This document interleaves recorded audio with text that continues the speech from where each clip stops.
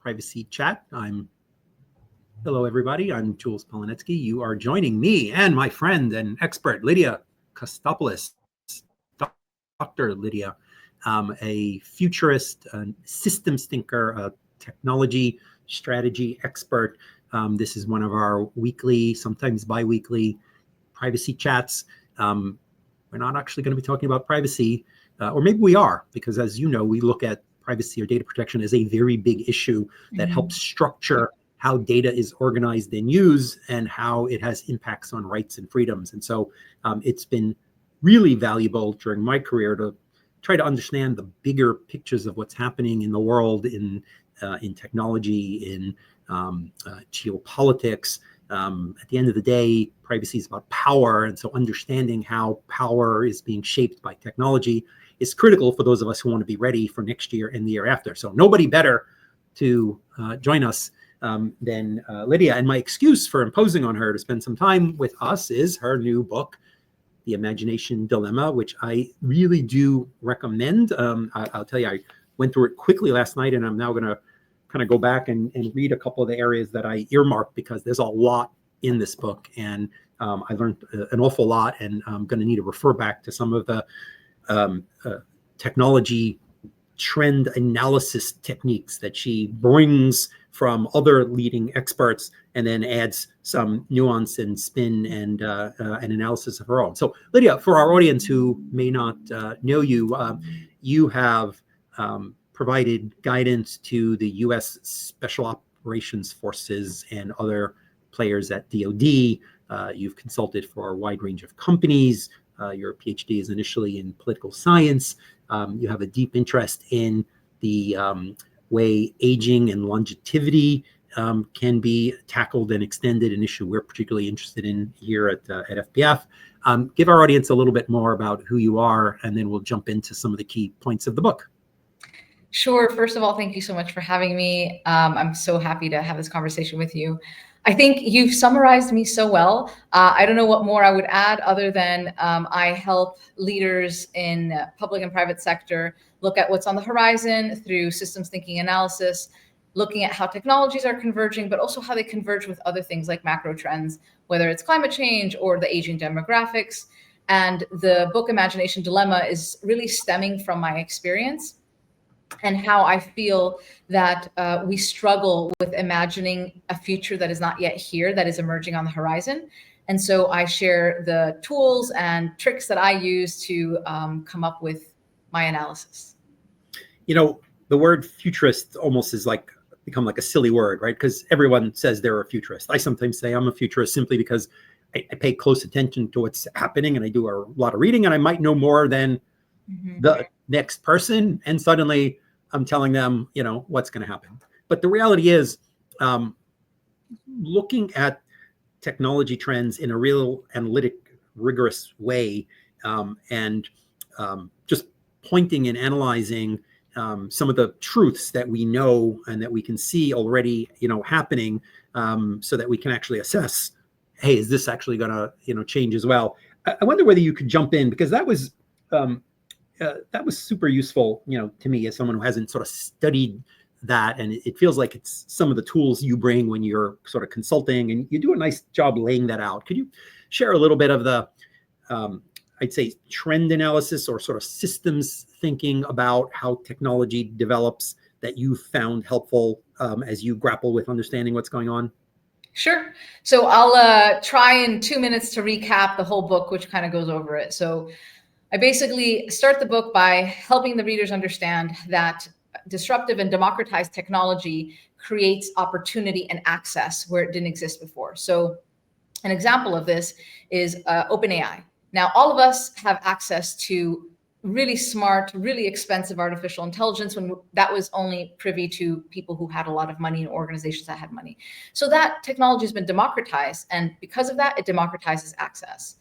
So much so that I think a fun quote to share is that Sam Altman has a bet with his CEO friends that when will the year be that there will be a $1 billion company that is only comprised of one person. And the reason they're having this bet is because they're seeing technology be so democratized that the individual is becoming super empowered.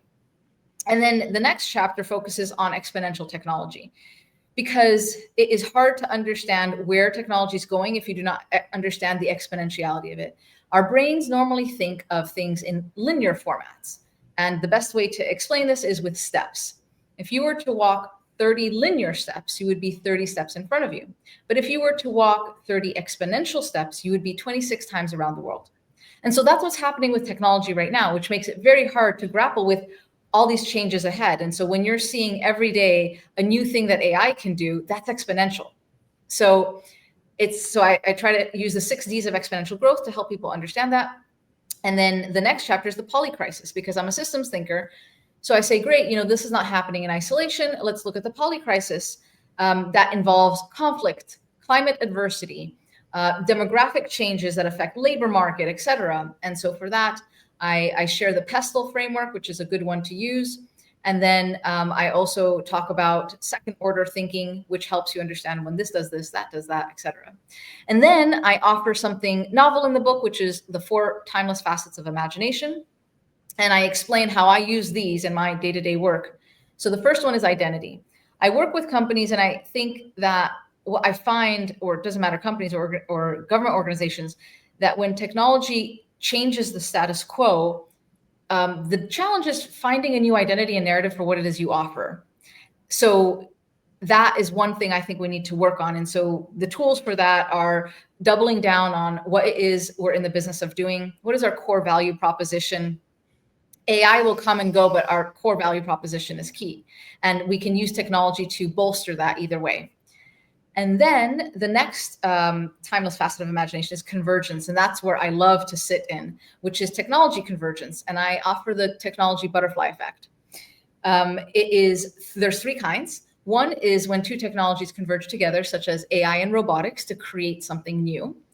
And then the other one is technology convergence with infrastructure convergence. An example of this is Amazon. Amazon could not have existed if it wasn't for the convergence of 4 infrastructures: the payment infrastructure system, Visa, MasterCard, the USPS Postal Service being able to distribute all over the country, the fact that there was landlines all over the country, which was then the dial-up internet modem, and then the fact that we all had PCs at home. And so building on top of these 4 infrastructures, they were able to create the marketplace. Today, though, if we're trying to anticipate the future, even whether it's privacy or value propositions, we can see that we are creating new infrastructures that can be built on. So AI now is a new infrastructure where new things could happen that never happened before. And the third and final technology butterfly effect that I identify is the compounded version of this. And I use Tesla as an example to explain this. So Tesla doesn't just have technology convergence, but they have the network effects and the exponential data aggregation. And with that, all the Teslas of the world are sending data to the Tesla brain. The brain is churning it and sending out an algorithm that's exponentially better than the previous version. And so this is the compounded effect. And so that's how I explain that. And I use systems thinking to share how to analyze the different components. The third out of 4 timeless facets is humanity. I think that we need to lean more into our human nature and what it is we're offering other humans, because every single product, every single thing we're doing is for humans and humanity.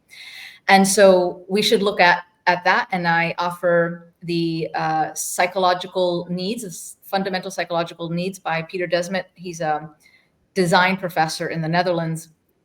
And his structure, his framework is really good for that. And then the final facet is dreams. And one person told me, is it like woo-woo? And I'm like, no.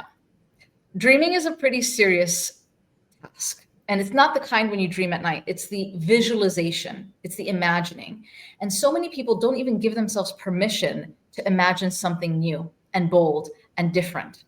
And so some of the exercises there are from a book by a Swedish person who has an entire book about how to dream, how to plan, how to visualize and achieve goals. And also Arianna Huffington, her idea of giving yourself permission to dream, I think is very powerful. So that concludes the 4 timeless facets. And I end with a framework and some thoughts about the future of imagination. Now, as somebody who's sort of just constitutionally a bit of an optimist, and definitely a tech optimist, despite all the problems, just recognizing that at the end of the day, we're lifting people out of poverty, we're improving science. But obviously, we do spend our days worrying about, is ad targeting too intense? Is AI being discriminatory? Is data, being slushed all over? And all of this integration and intersection and empowerment often seems to be more power to platforms, more power to governments, more power to attackers, more power to everybody else, and the individual at the center. Well, we sort of can't really explain to him or her what's even going on anymore, right?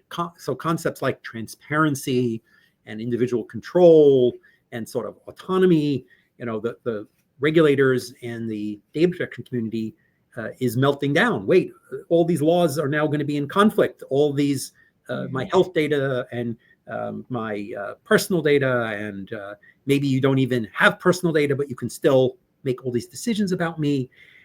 So much of our community is sort of melting down in despair because of the way technology is moving so quickly, and how the laws will or won't either be applied or adapted is so unclear. I was talking to a leading European data protection regulator who's grappling with the legality in Europe of LLMs. Who says you can collect all this data?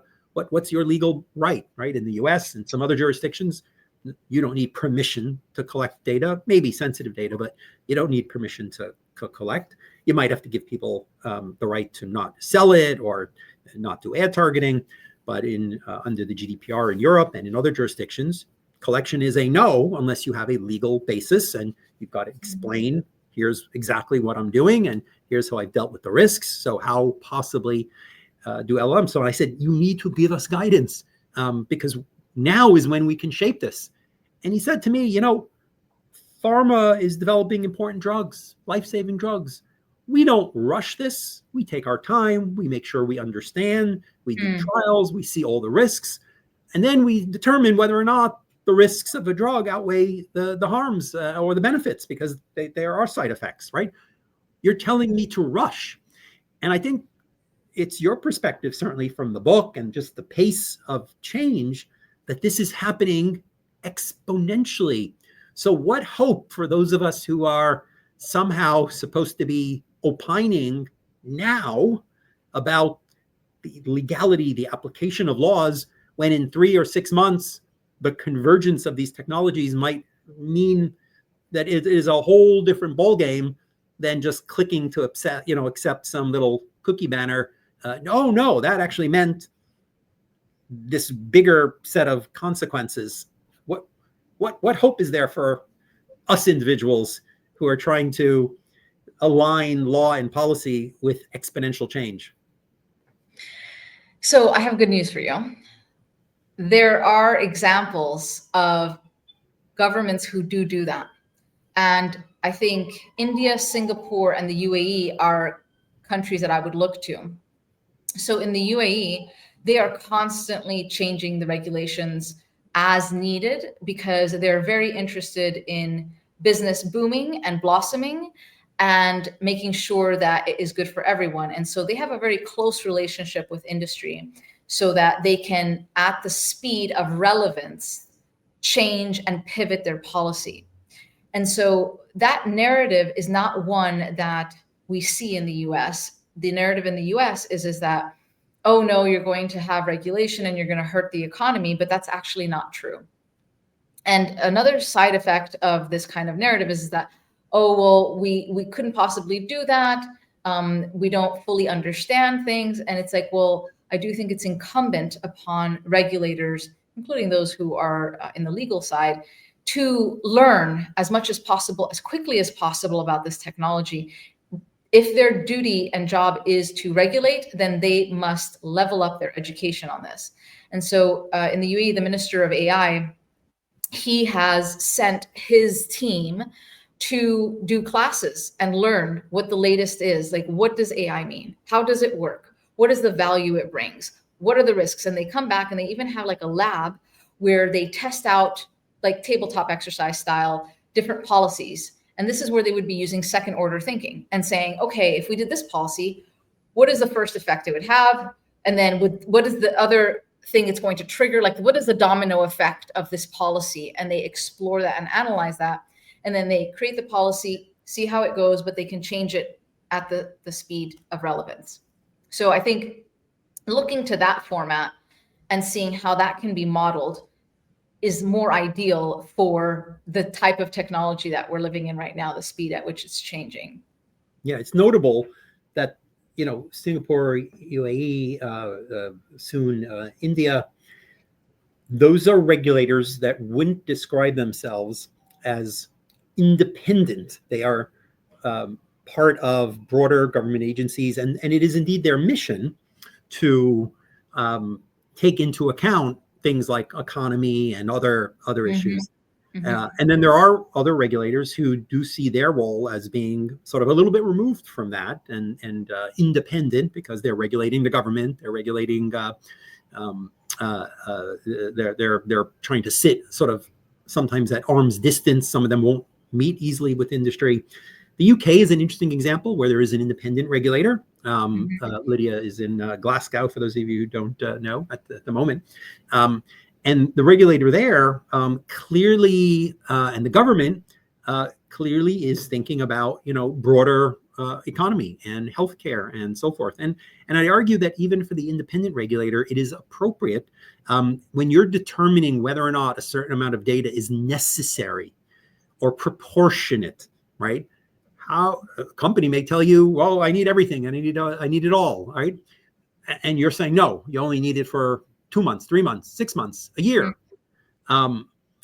You do need, I think, even as an independent regulator, if you're opining on data retention and if you're opining on how much collection is proportionate, or you're assessing what the risks are, you need to be deeply, embedded in understanding the technology in a very sophisticated way, as well as where it's changing and where it's developing. So I think at the end of the day, it's not solely a matter of being independent or not, right? It's a matter of being a sophisticated expert regulator if you're going to be making decisions that are relevant, for the future of the economy and for your country's national interests and so forth.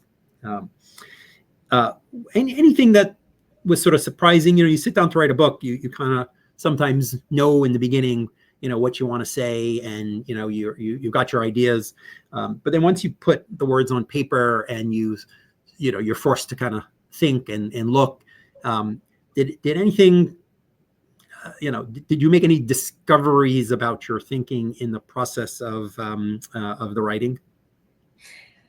Yes. So I never had to concretely explain how I do what I do. So it was really interesting to have to explicitly say, these are the facets of imagination that I identify, that if I go through all of the work I do and I had to distill down certain aspects of the way that I imagine things, these are the ways that I do that. But more broadly, in terms of, let's say, our humanity, I think it was the last chapter that got me thinking quite a bit, because it was the future of imagination. And it just reminded me of how we're living in a very, very, very unique moment in human history. And this is not, to say, oh, we're more special than others. Perhaps 100 years from now, they're going to be even in a more unique place than we are, because maybe they're going to be going out of space, and, the colonies in Mars and wherever else are going to be prolific. However, up to this moment in human history, we have never communicated with non-humans in our natural language. So we talk to dogs and pets, but they do not talk to us back. But this is the first time that we're communicating with something that is not a human, and we're talking to it and interacting with it and having even emotions that you have for humans. And this is the first time that we will be able to, we are already to a large degree imagining with an alien, like a digital alien, so to speak, but it's based on us. It's like a meta human. It's the consciousness of the world's data that we are interacting with. And I don't know, I sat back and I thought that was very crazy and interesting. Yeah. And there's this assumption that it's an inauthentic thing to have a relationship or, a conversation, other than sort of a go help me with my customer service. There's almost a mocking that how is it that people can have relationships with AIs? Like, what's wrong with them? Or, but we've started doing some work on AI and aging, an area that I know is a big interest of yours. And I think it's there are some hard questions about, when and where and how. My car is fairly sophisticated, and there are people who name their cars and have weird fondness about their vehicles, but we don't consider ourselves to be having a relationship with Siri and with our Google Assistant and so forth. Is there are we losing some humanity? I mean, it's one thing when you say, well, here are people with dementia and okay, they're stroking a robot pet, and if that soothes them, fine. But hey, that would be inauthentic. If it was human, it feels like we're going to have to think a little harder, right, about that, as these things seem to have personalities and know us. And what's your take? I mean, are we losing humanity if we're saying we're going to have a relationship with a robot? I think that it'll force us to know our humanity. So when we can have a relationship, it doesn't matter if it's romantic or not, with an algorithm, that's on demand 24/7. It doesn't have a choice. I think that it'll elevate the humans in our lives to understand that they are talking to us out of their own free will, free volition, and remind us that friendship and people in our lives, it's really about opting in, and they can opt out at any moment. They're not handcuffed to us, and that is something beautiful that we should cherish, those who opt into our lives and those who want to spend time with us and who want to be part of our joys and our trials and tribulations. And I think the AI relationships do serve a purpose, and it is still yet to be unfolded. But this is something that's interesting for me because I've created a small AI buddy that is for self-compassion, and I'm testing it out now with people because I feel that with the heightened anxiety and increase in loneliness, that I think that this could be something that could be useful to people. And so far, people have told me how much they love how the compassion coach I've created has validated their feelings. And humans can validate our feelings as well. And that's a different form of validation, and it's a very beautiful one. However, we are not always going to get the validation we need from humans. But if a chatbot can very realistically say, hey, you have a right to feel this way, and it must be very hard, and et cetera, et cetera. From what I'm seeing, speaking with others using my compassion coach, they're saying that they feel seen. And so I do think this is just one tiny example, but we're going to start to see many, many more. And the privacy element here that I would be concerned about is when these become part and parcel in our lives. When they become, so Microsoft has intentionally used the word co-pilot to name their AI. We're going to have many co-pilots and AI buddies in our lives for many things. And right now already there's a company called Replica, which I use as a case study in my book. Something I didn't mention is that when they changed some algorithm in it or something like that, people lost that avatar that they had, that relationship. It changed. And I think that there's a lot to be said about the data that's used, that's captured, that's stored, how it's stored, and the duty of care to the people who attach themselves, who have paid for this avatar, who have built a relationship with it, for them to be able to have that and own that and have rights to it at some point, because it'll be a human right, a new human right, so to speak, that I've trained this avatar knows me, it is an extension of me, and I want it in my life, and you have no right to take it away from me. You know what I mean? I did spend a couple of months with a Replica AI friend.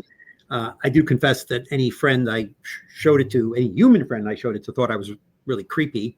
It was an interesting experience. I eventually just moved on, but I was curious to see how nuanced it was, and I can see the appeal, and it does clearly create a lot of challenging issues. We say, well, our therapist has a code, is restricted by law. They they can even not tell law enforcement things unless there's a certain level of risk. And when we're dealing with a company, Professor Woody Hartzog talks about having kind of fiduciary duties, the way Exactly. doctors or lawyers. And so when is my search engine, who I'm very dependent on and I share very personal information with, but I get that there's ads and they're improving their product. I mean, I get there's a major commercial interest there. When is a technology my co-pilot? And when does government not want them to be my super intimate co-pilot? Because there may be, hey, rat this person out if they're talking about tax fraud, or if they're talking about self-harm. If they're young, maybe we don't want them. I mean, there's such a range of complicated issues that we're going to have to struggle with, and privacy is only one piece of it, right? It's I can search for anything, and the search engine is not going to tell me that's kind of nasty, don't do that. But go ahead and try to have a conversation that goes beyond the boundaries with Replica.ai or with ChatGPT, right? Ask it things that government or political people or conservatives or Democrats don't want discussed. We're going to struggle. Is the AI too woke? Is it censoring, right? Why won't it talk about certain things? Why will it tell me how to find reproductive information in some states, and maybe other states where it might be against the law to say, how do I find that information? So we are headed to a really challenging world where government and policy and people who think about ethics need to understand how to extend from where we are today to some of these new challenges, or to have parallels that sort of fit, right? Well, we don't let kids do that there. The answer seems to be trying to ban them, right? Australia just banned kids under 18 from social networks. There's a lot of debate about what access kids should have to these tools. But I suspect your argument might be that, banning kids from, like, what is the platform for, success in the future, and then suddenly saying, hey, you're 18, now go ahead and do what you please, might not be a recipe for being prepared for this century. I don't think so. I think social media is quite easy to figure out, and that at 18 they could have classes, but it's 16 where they'll allow them. But I do think it's a good measure, because there's a lot of harm that it has done to young minds. And so I do think that's a good thing. But something I would say is that when we talk about these technologies, a lot of them are becoming a utility, a critical infrastructure of our world. And that is something I don't think governments have fully appreciated. So governments have offered roads, electric grids, and all these things. However, today, the equivalent of these important things is artificial intelligence, data centers, the internet, social media, Facebook, Instagram. These are public utilities. There are businesses, small mom and pop shops, they rely on Facebook to make their business. LinkedIn, many people, myself included, use LinkedIn as a form of professional interaction that helps generate business. So these are utilities that are extremely useful that never existed before. But I don't think we appreciate them as important key utilities. And I guess similarly, LLMs or AI is already so widely used by such a vast number of young people that it might be taking away a key utility. And by the way, the kids who are privileged will pay the $20 and, I don't know, get their parents to tell them, go ahead, go use, generative AI for the first draft of your homework, just review it and then make sure you rewrite it, or, whatever. But you've got the tool, and kids without the income or without the parent might be the ones who have a challenge getting it. Let's squeeze in one quick question, and let me just remind people, buy the book. It's really, really worth it. It's there as an ebook. It's there as an audiobook. Imagination Dilemma. Get it at your platform or independent bookstore of choice. Elizabeth Smith says, how do we address AI becoming the self-solve for loneliness when the reward is available 24/7? People who are seen, in quotes, by a bot may be tempted to withdraw from human interaction. So, I mean, that's already happening. I'm not saying it's good or bad, but this shouldn't be our focus. Our focus should be the broader reason that people turn to this. There are many, many, many articles starting to come out now from people who are experts in this field of loneliness. That's not me, but they are already talking about how post-COVID environment, the use of digital technologies, all of this has pulled us physically away. We are gathering far less often in person. And so these ties that we would have with other humans in person are now kind of disintegrating. And with that, challenges in the dating world and challenges in the professional world, particularly for the youngest in the professional labor market, where they are trying to meet others and network, and it's just not the same as before. So I do think that we need to look at it from a systems perspective and look at all of the pieces at play that would lead people to that. Yeah, here's some of the thoughts I've had about this, because I do get it, and you do see young boys who maybe are spending all their time on Reddit or YouTube or gaming, and and finding community there, right? It's not with AI, but it's digital, and are they having the richness of relationships that they'd be having if they kind of got off the computer and did something? But we need to teach that. We need to teach that. We need to teach that in school. When I was in high school, I had supervised learning of the computer. I was taught how to type on the keyboard. At home, I did not use the internet without supervision. But today we don't do that. And the same thing with AI. We need to teach at home, like, this is how you use AI. This is what's good, that's bad, together to do that. Yeah. And the same thing with social skills. If we think about like 100 years ago, there was all kinds of social rituals that have gone away, but these taught people how to interact. Yeah. And look, it's filling a gap, right? It's not squeezing out like, hey, there's parties every night that you're invited to, and there are all these wonderful places you can hang out, and you're just hanging out online, right? It's filling a gap in that we've taken away some of those spaces, the churches, the synagogues, the neighborhood communal events, like the world has limited some of that. And so this is filling a gap. And so our answer first needs to be, before we say, hey, get off the computer and then just be sad and lonely, let's figure out why and how. I mean, we're working from home instead of coming into the office and hanging out with each other, and people want that. And I don't know the answer, is simply like, well, don't let them ever work remotely. It's what is it that we can do to give them the alternatives? And I think of seniors. Look, there are people who want to live alone, or want to be independent, and they maybe having the robotic assistant who wakes them up and reminds them of pills and has a little bit of a personality, can play and help them maybe connect with other people, could be a key element, not a replacement for having humans. But we don't have that answer yet. We don't have, and we're not going to have, with the aging population, the huge number of young people or caregivers. We're not going to force people to live in extended family units when that's not been their culture or their history. So it's figuring out the right role. And if we worry solely that it'll squeeze out everything else before we actually have the everything else, and then figure out how these things interact.